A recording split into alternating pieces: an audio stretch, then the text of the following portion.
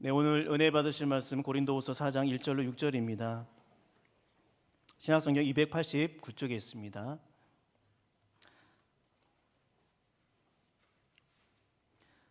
고린도후서 4장 1절부터 6절까지입니다. 교독하시는데요, 마지막 절 합독하도록 하겠습니다. 1절 제가 먼저 읽도록 하겠습니다. 그러므로 우리가 이 직분을 받아 국률하심을 입은 대로 낙심하지 아니하고 소명하지 아니하며 하나님의 말씀을 혼잡하게 하지 아니하고 오직 진리를 나타내므로 하나님 앞에서 각 사람의 양심에 대하여 스스로 추천하노라. 만일 우리의 복음이 가리었으면 망하는 자들에게 가리어진 것이라. 중에 이 세상의 신이 믿지 않는 자들의 마음을 혼미하게 하여 그리스도의 영광의 복음의 광채가 빛이 못하게 하매니 그리스도는 하나님의 형상이니라. 우리는 우리를 전파하는 것이 아니라 오직 그리스도 예수의 주 되신 것과 또 예수를 위하여 우리가 너희의 종된 것을 전파함이라. 어두운 데에 빛이 빛이라 말씀하셨던 그 하나님께서 예수 그리스도의 얼굴에 있는 하나님의 영광을 아는 빛을 우리 마음에 비추셨느니라. 아멘. 우리가 살아가면서 낙심되는 상황들을 많이 경험하게 됩니다. 우리 인생에 그런 일이 없으면 좋겠지만 애석하게도 우리를 낙심하게 만드는 일들을 겪게 되죠. 낙심되는 상황이 발생하면 말 그대로 낙심됩니다. 낙심을 국어사전의 의미로 좀 찾아보니까 바라던 일이 이루어지지 아니하여 마음이 상한 것, 이렇게 되어 있습니다. 그래서 우리가 낙심이 되는 상황들이 과연 어떤 것이 있을까 생각해 보았을 때 가장 먼저 떠오른 것이 이 국어사전적 의미처럼 바라던 일이 이루어지지 않았을 때입니다. 어느 작은 기업이 있었습니다.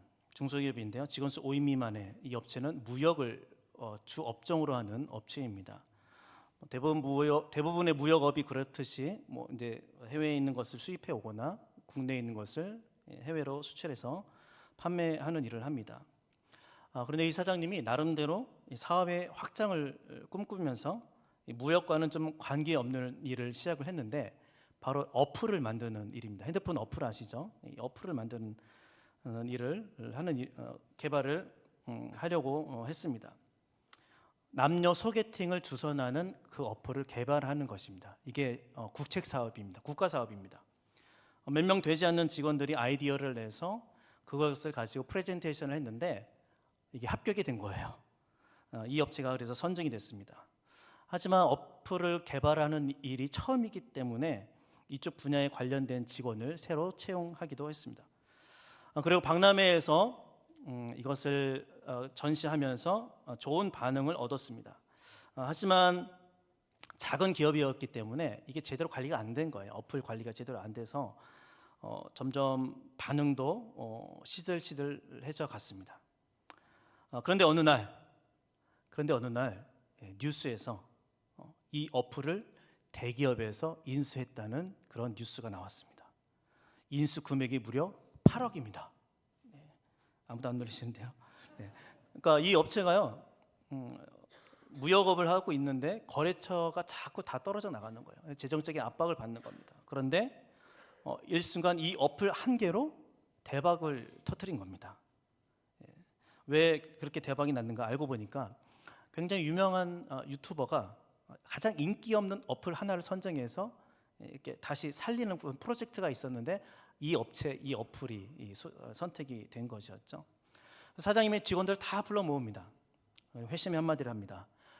다들 뉴스 봐서 알지? 이번에 우리가 만든 어플 있잖아. 그거 대기업에 팔았어.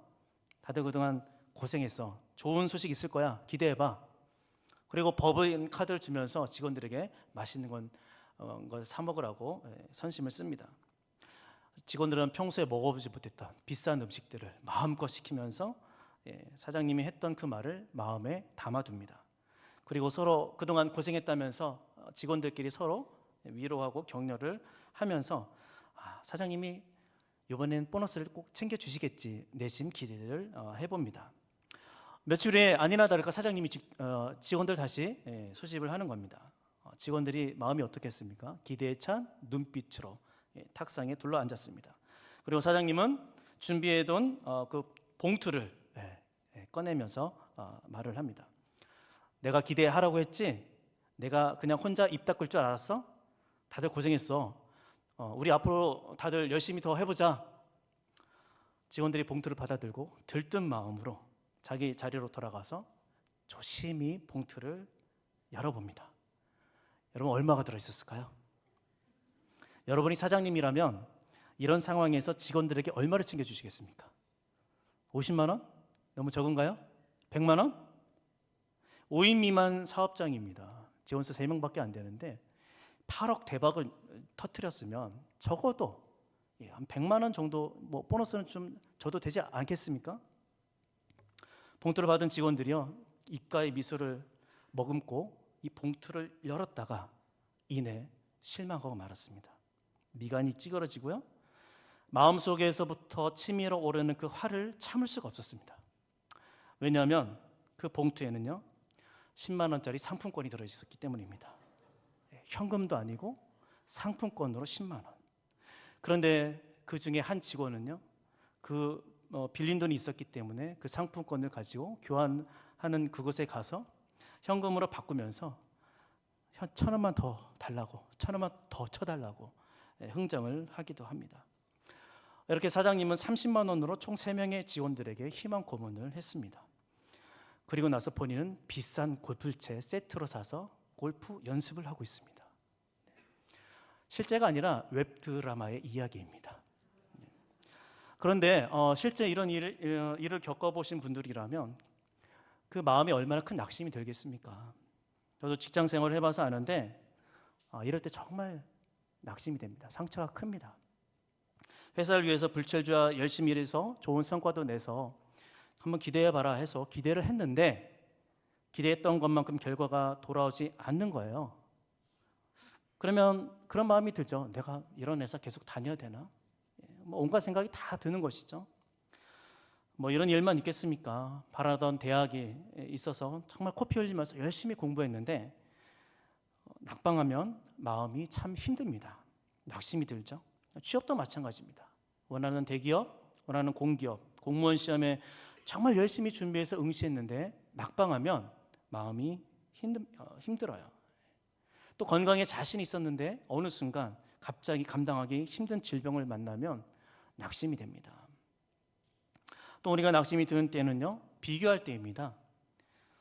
나는 쉬는 날도 없이 매일 출근해야 되고 야근을 밥 먹듯 해야만 겨우겨우 먹고 사는데 누구는 일주일에 뭐 하루 출근해도 말고 뭐 해든지 말든지 뭐 자기가 쉬고 싶을 때 뭐 며칠씩 쉬고 그래도 먹고 사는데 아무런 지장이 없단 말이죠. 내가 열심히 노력하고 애쓰는데도 도저히 그 사람은 따라잡을 수가 없는 겁니다. 그럴 때 우리는 낙심이 들기도 합니다.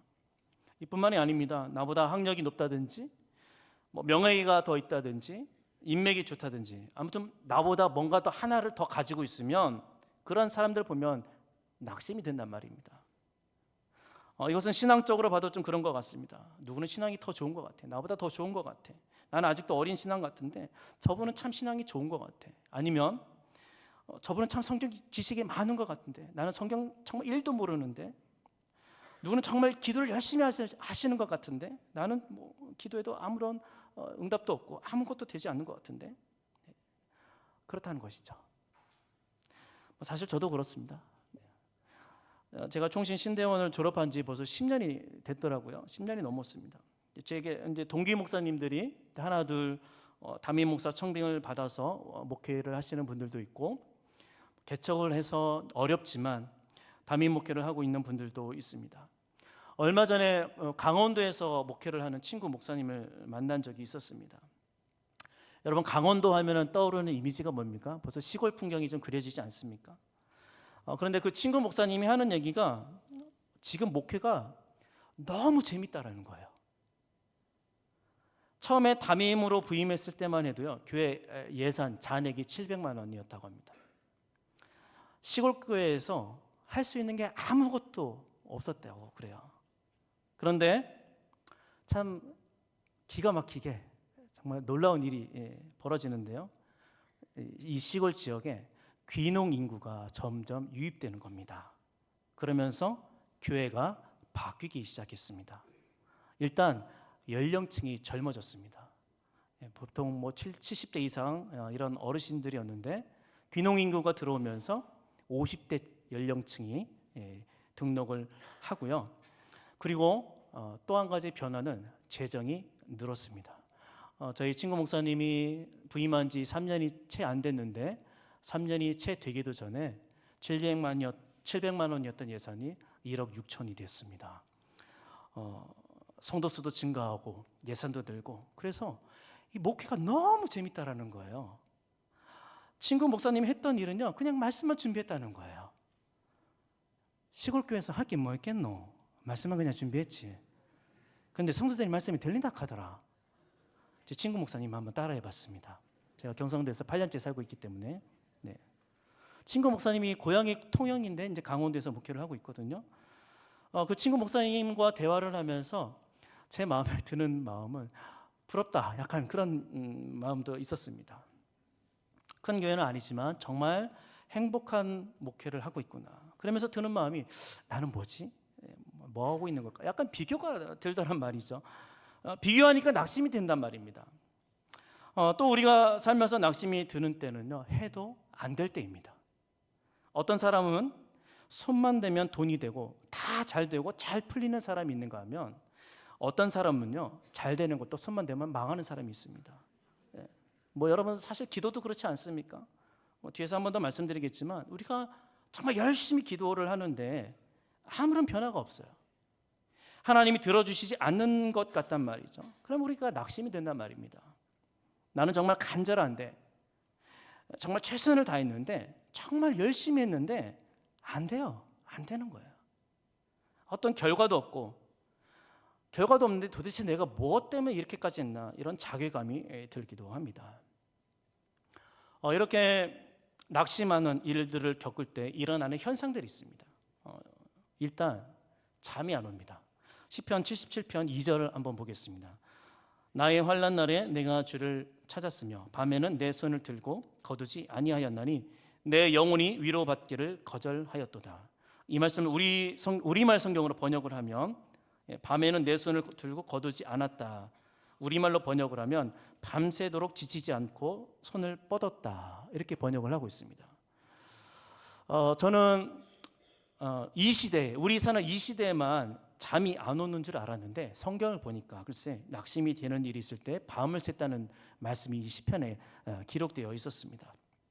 시편 77편은 고난 중에 낙심이 든 마음을 가지고, 고난 중에 있는 시인이 낙심이 든 그 마음을 가지고 주님께 기도하는 시편입니다. 얼마나 마음이 괴로우면 밤에 잠이 안 오겠습니까? 계속해서 시편 77편을 보시면은요, 이런 마음의 상태가 결국은 부정한 시선으로 모든 것을 바라보게 만드는 것을 볼 수 있습니다. 77편 7절부터 9절 보겠습니다. 주께서 영원히 버리실까? 다시는 은혜를 베풀지 아니하실까? 그의 인자심은 영원히 끝났는가? 그의 약속하심도 영구히 패하였는가? 하나님이 그가 베푸실 은혜를 잊으셨는가? 노하심으로 그가 베푸실 긍휼을 그치셨는가 하였나이다. 마음에 낙심이 들어오니까요, 하는 말이 뭐예요? 하나님이 영원히 나를 버리시려나? 더 이상 은총을 베풀지 않으시려나? 그 신실하신 사랑이 그쳤나? 그 약속이 영원히 끝장나 버렸나? 하나님께서 은혜 베푸시기를 잊어버리셨나? 진노하셔서 그 부드럽던 자비의 마음을 거두셨나? 마음이 낙심이 되니까 모든 것을 다 부정하고 있습니다.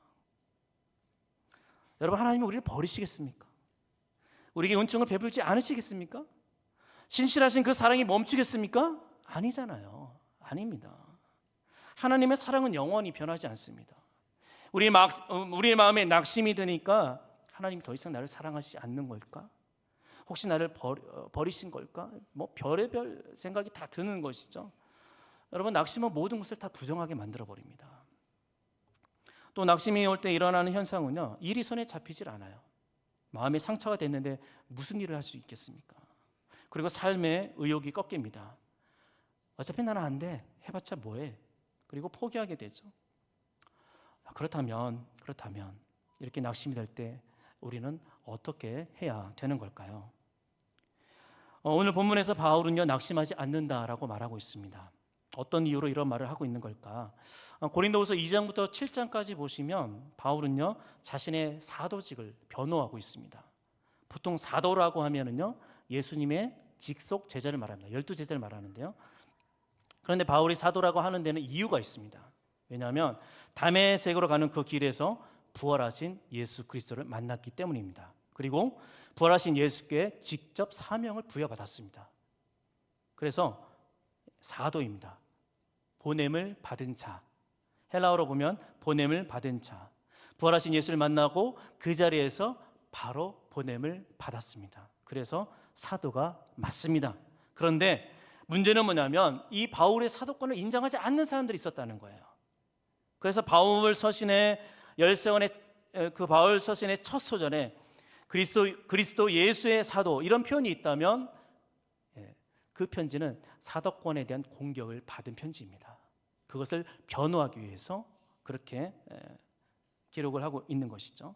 고린도 후서를 보시면 여러분 1장을 보시면요 그렇게 시작을 하고 있습니다. 그리스도 예수의 사도 이런 표현을 시작을 하고 있습니다. 그리고 바울은 또 고린도서 1장에서 아시아에서 당한 환난에 대해서 기록을 하고 있습니다. 힘에 겹도록 심한 고난을 당하여서 살 소망까지 끊어져서 사형 선고를 받은 줄 알았다. 그만큼 큰 고난을 받았다는 것이죠. 그러면 고린도 교회는 어땠을까요? 사도행전 18장을 보시면 고린도 교회가 세워진 배경을 알 수 있습니다. 2차 선교 여행 때입니다. 바울은 1년 6개월 정도 머물면서 고린도 교회 지역의 교회를 개척을 했죠. 그런데 그 과정이 쉽지 않았습니다. 사도행전 18장 5절부터 6절 보겠습니다. 실라와 디모데가 마게도냐로부터 내려오매 바울이 하나님의 말씀에 붙잡혀 유대인들에게 예수는 그리스도라 밝히 증언하니 그들이 대적하여 비방하거늘 바울이 옷을 털면서 이르되 너희 피가 너희 머리로 돌아갈 것이요 나는 깨끗하니라 이후에는 이방인에게로 가리라 하고. 바울의 2차 선교 여행을 보면 항상 핍박의 연속이라고 해도 과언이 아닙니다. 빌립보 교회를 시작으로 해서 데살로니가에서 복음을 전했는데 그때마다 유대인들의 반대에 부딪힙니다. 데살로니가에서 복음을 전하다가 유대인들이 불량배를 동원해서 바울을 잡으러 옵니다. 그리고 그때에 야손 일행의 도움으로 피신을 하게 되죠. 베레아로 가게 됩니다. 그런데 베레아와 데살로니가의 거리가 그렇게 멀지 않기 때문에 데살로니가에 있는 유대인들이 베레아까지 쫓아가서 바울을 잡으려 간 것이죠. 그때 다시 바울은 베레아 사람들의 도움으로 인해서 아덴으로 피신을 하게 됩니다. 지금의 아테네죠. 이곳에서도 복음을 전합니다. 하지만 바울은 아무런 성과를 거두지 못합니다. 그리고 나서 도착한 곳이 고린도입니다. 그런데 이 고린도 역시 만만한 도시가 아니었던 것이죠. 좀 전에 읽었던 사도행전 18장에 의하면 바울은 여기에서도 유대인들의 반대에 부딪히게 됩니다. 한마디로 요약한다면 바울이 가는 곳마다 핍박을 당했습니다. 복음을 전하다가 항상 반대에 부딪혔습니다. 때로는 목숨이 위태로울 만큼 위험하기도 했습니다. 그래서 좀 더 자세한 사항을 좀 보시려면 고린도후서 11장 23절부터 보시면 됩니다. 좀 더 설명을 드리면 우리가 잘 알고 있는 것처럼요, 바울은 40의 감한 매를 5번 맞았다 이렇게 되어 있습니다. 숫자로 치면 39번인데요. 왜 그러냐면 이 당시에 40대를 맞으면 사람이 죽는다고 여기기 때문에 40에 하나 감한 매를 때렸습니다. 그리고 태장을 3번이나 맞았습니다. 태장은 납덩이가 달려있는 몽둥이입니다. 한 대 맞으면 살점이 찢겨 뜯어져 나가는 이런 몽둥이로 3번이나 맞았습니다. 혹시나 이런 고통이 얼마나 심한 것인지 체험하고 싶으신 분들 아마 없을 겁니다. 이쯤이면 바울의 몸은 어땠을까요? 만신창이가 됐겠죠. 우리말로 하면 골병든다고 하잖아요. 완전 만신창이가 된 겁니다. 바울의 몸만 상했을까요? 아닙니다. 고린도후서 우리가 읽지 않았지만 10장부터 계속해서 보시면 거짓 사도들의 공격이 계속해서 이어지고 있습니다. 그들이 말하기를 바울의 사도권이 자신들의 사도권보다 더 열등하다, 더 못하다 이렇게 말하면서 바울의 그 사도권을 비판했습니다. 또 바울은 말하는 게 어눌하다, 대머리다, 그리고 바울은 사도의 표식이 없기 때문에 사도라고 할 수 없다, 이렇게 주장했던 것이죠.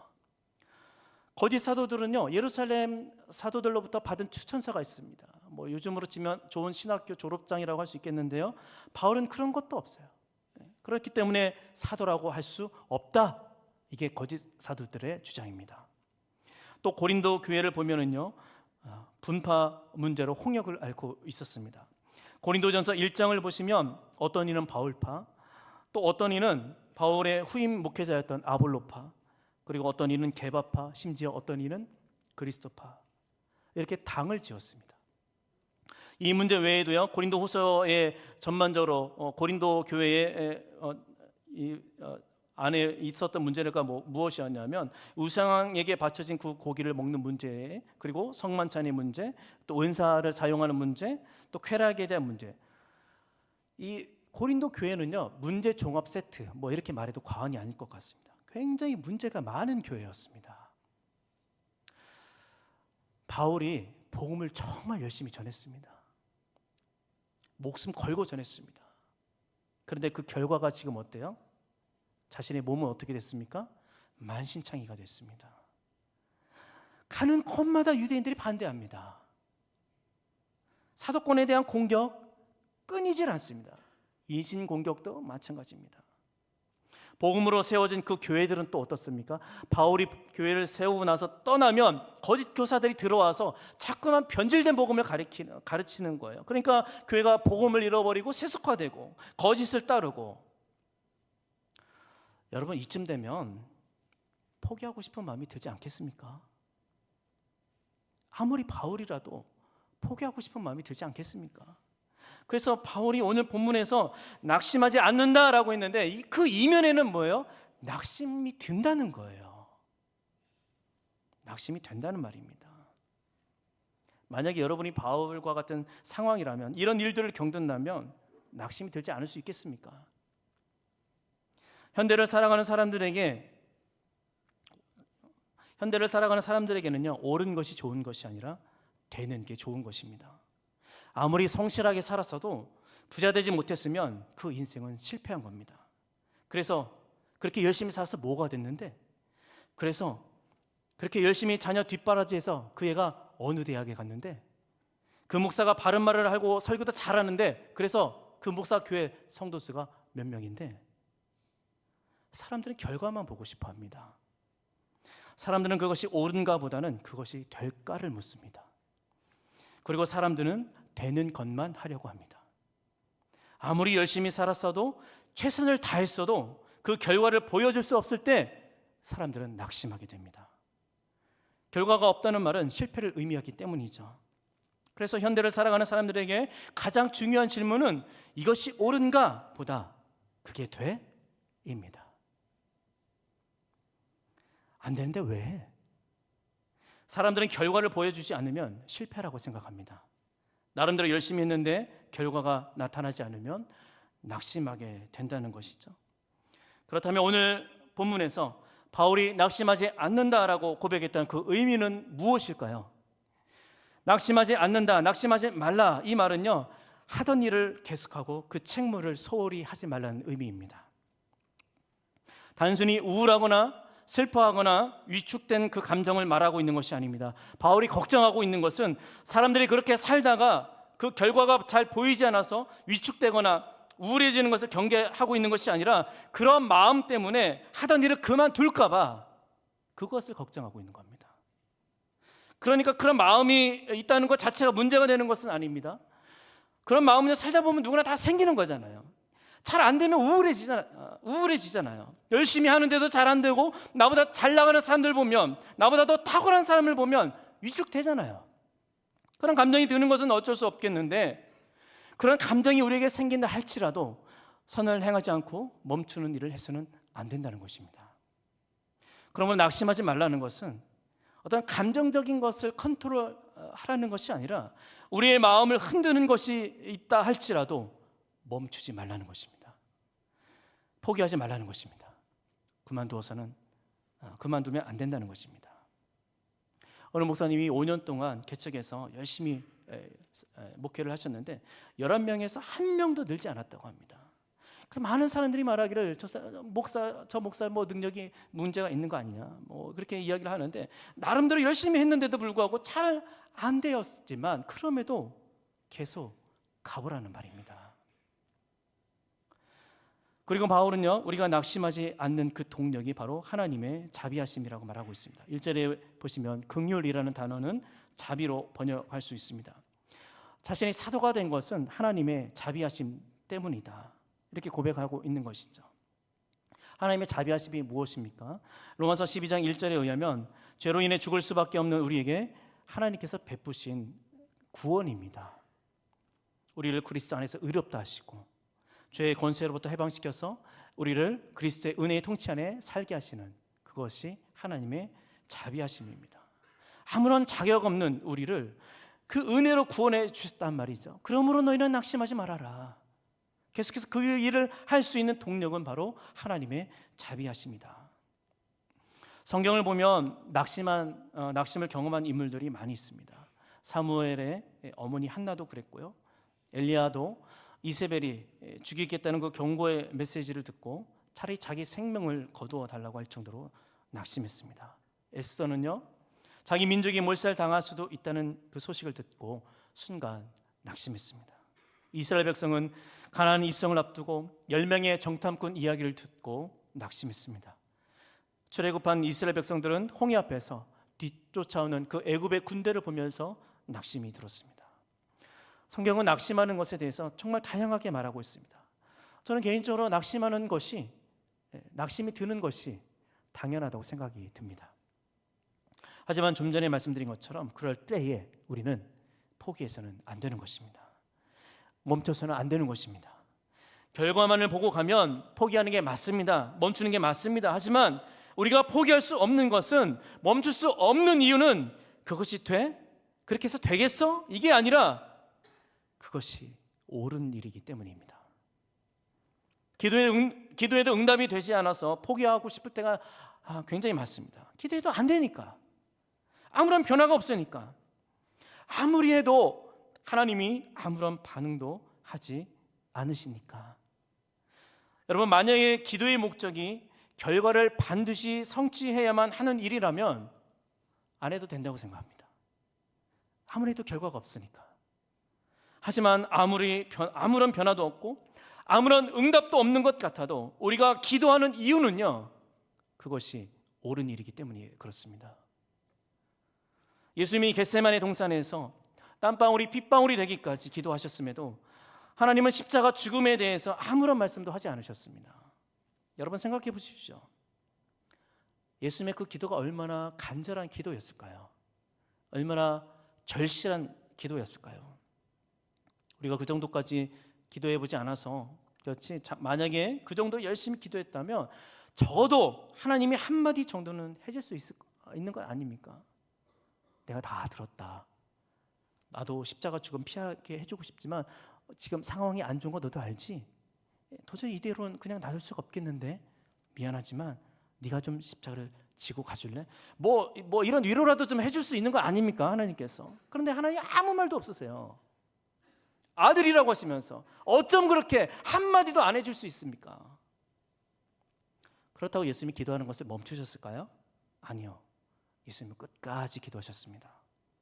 멈추지 않으셨습니다. 땀방울이 핏방울이 되기까지 기도하셨습니다. 아무리 해도 응답 안 되는 것을 예수님은 왜 하셨어요? 그게 옳은 일이기 때문에 그렇습니다. 그래서 포기하지 않으셨습니다. 그게 어떤 결과로 나타나는 게 아니라 옳은 일이기 때문에 그렇습니다.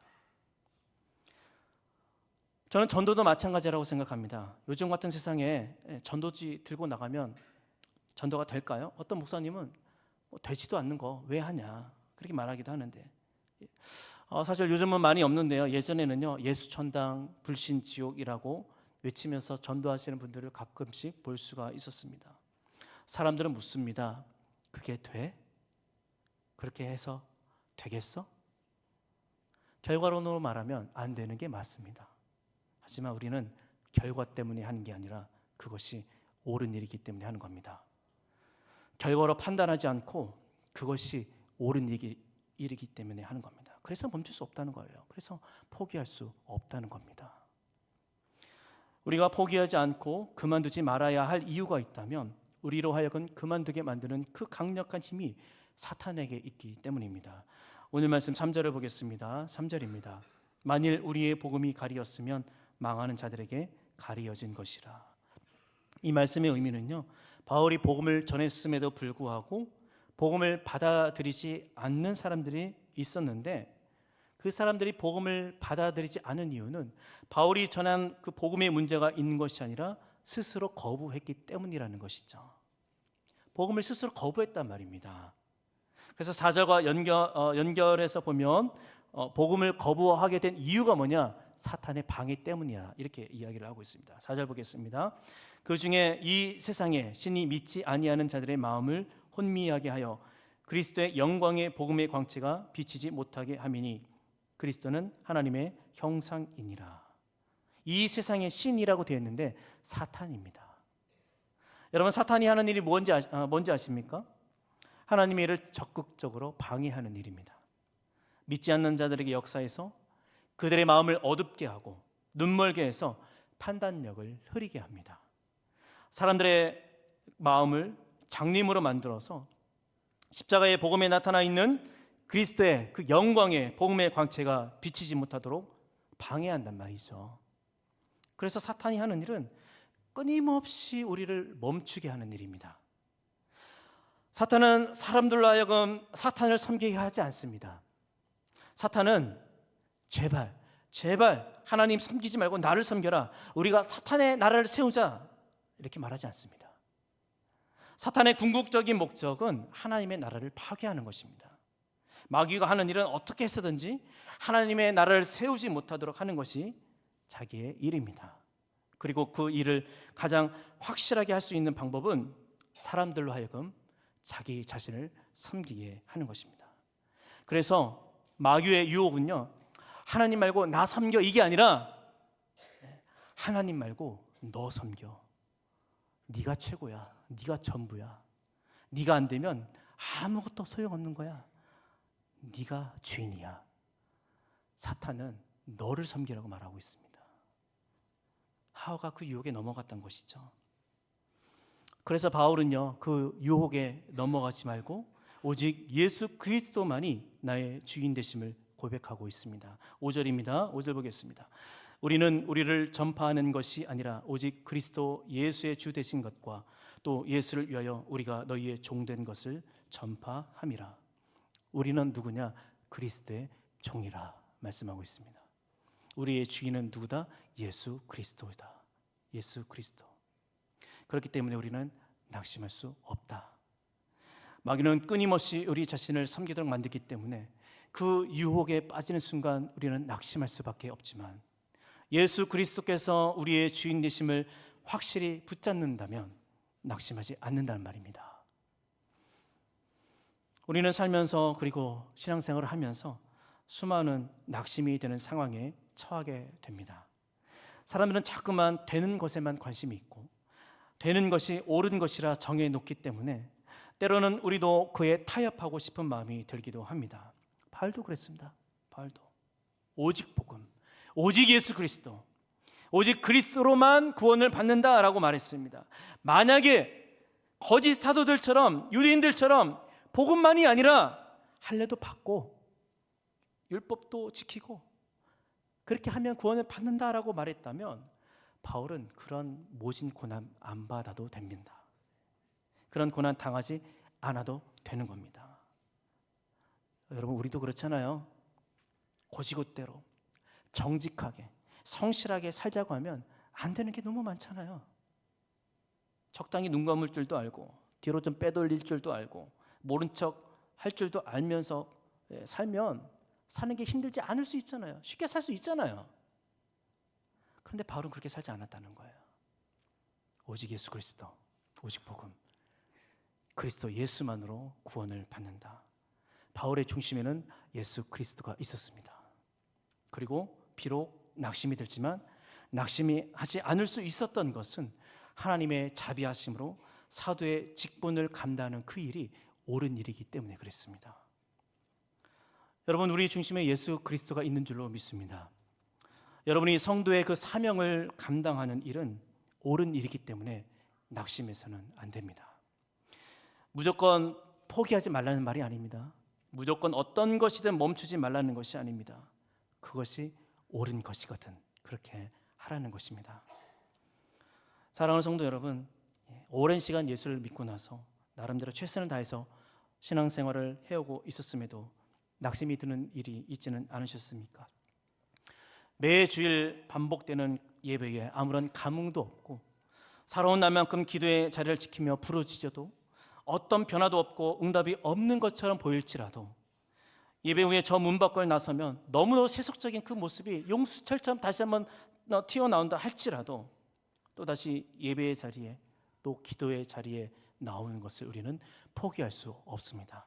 멈출 수가 없다는 말입니다. 예수 그리스도께서 우리의 주인 되시기 때문입니다. 하나님의 자비하심으로 그분의 자녀 되었음을 기억하시면서 포기하지 말고 선한 일을 계속해서 행하시기 바랍니다. 지난 한 해 동안 정말 낙심이 되는 일이 많으셨을 텐데요. 올해는 낙심이 다가온다 할지라도 우울해하거나 포기하거나 타협하지 않고 그리스도 예수 안에서 승리하시기를 축복합니다. 이 세상은 결과를 바라보고 있지만 우리는 하나님을 바라봅니다. 그러므로 우리는 낙심해서는 안 됩니다. 낙심할 수 없습니다. 오직 예수 그리스도 안에서 그분의 선하심을 따라 포기하지 않기를 바랍니다.